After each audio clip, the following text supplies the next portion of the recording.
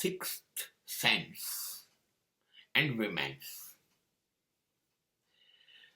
સમગ્ર માનવ જાતિ પાસે 5 ઇન્દ્રિય છે. દ્રશ્ય છે, શ્રવણ છે, સૂંઘવાની છે, બોલવાની છે, વિચારવાની, પણ 5 ઇન્દ્રિય છે આપણી પાસે, સમગ્ર માનવ જાતિ પાસે. એટલે સ્ત્રી પાસે પણ એ 5 ઇન્દ્રિય છે. એ પણ બધાની જેમ જોઈ શકે, બોલી શકે, સાંભળી શકે, બધું જ. પણ ન કહ્યું હોય તોય સમજાઈ જાય,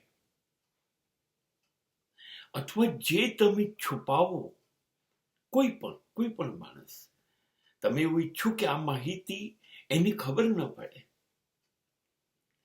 અને એને કોણ જાણે સમજાઈ જાય, એને એ ખબર પડી જાય, એની પાસે સમજણ શક્તિ છે.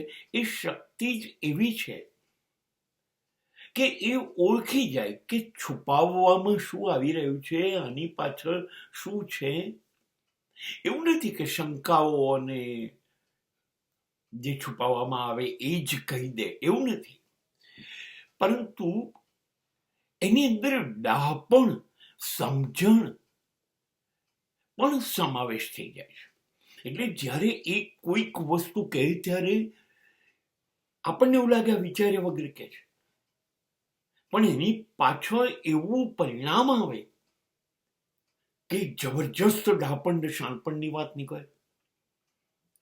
એટલે સામાન્ય રીતે એવું કહેવામાં આવે છે કે સ્ત્રીઓથી તમે છુપાવવાની કોશિશ કરો પણ તમે સંતાડી નહીં શકો.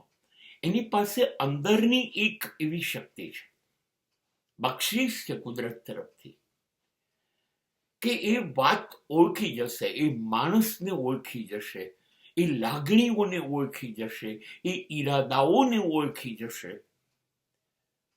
એ સ્પષ્ટ સમજી જાય છે, કશું કયા વગર એ બધું સમજી જાય છે.